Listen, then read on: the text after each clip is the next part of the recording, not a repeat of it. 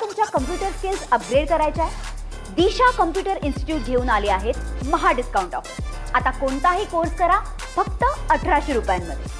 विदर्भात उष्णतेची लाट पाहायला मिळते आहे. तापमानाचा पारा जो आहे तो वाढल्याचं चित्र पाहायला मिळते आहे आणि सूर्यदेवता आग ओकताना दिसते आहे. एकंदर तापमानाचा जर विचार केला तर नागपुरात तापमान जे आहे ते 42.2 अंश सेल्सिअस पर्यंत रेकॉर्ड झालेलं आहे. तर सर्वाधिक तापमान अकोल्यामध्ये 44 अंश सेल्सिअस पर्यंत पोहोचला आहे. अमरावती सुद्धा 44 पर्यंत पोहोचला आहे. वर्धा 43.8 पर्यंत पोहोचला आहे. म्हणजे 44 अंश सेल्सिअसच्या जवळ तापमान गेलेलं आहे.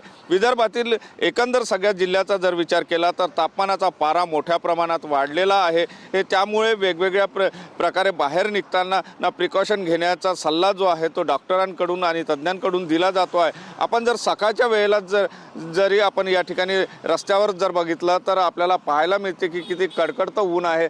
सूर्य जो आहे तो तापलेला आहे आणि एकंदर म्हणजे विदर्भामध्ये आता खऱ्या अर्थाने उष्णतेची लाट जी आहे ती आल्याचं चित्र पाहायला मिळते आहे. जवळपास 2 ते 3 अंश सेल्सिअसपर्यंत तापमानामध्ये मोठ्या प्रमाणात वाढ झालेली आहे.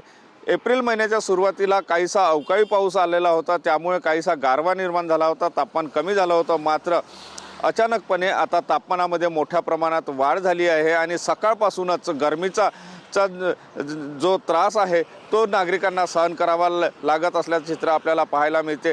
ते दुपारच्या वेळी रस्त्यावरची वर्दळसुद्धा कमी झाल्याचं चित्र आपल्याला पाहायला मिळते. एकंदर म्हणजे विदर्भामध्ये आता तापमानाचा पारा जो वाढलेला आहे हे त्यापासून सावध राहण्याचा इशारा जे आहे डॉक्टर किंवा तज्ज्ञांकडून दिला जात असल्याचं पाहायला मिळते आहे.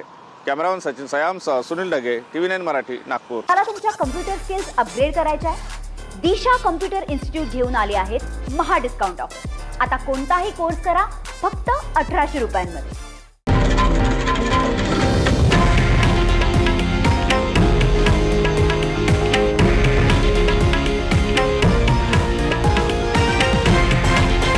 हे आहे देशातील नंबर 1 न्यूज नेटवर्क आणि आपण पाहत आहात TV9 मराठी, एकमेव.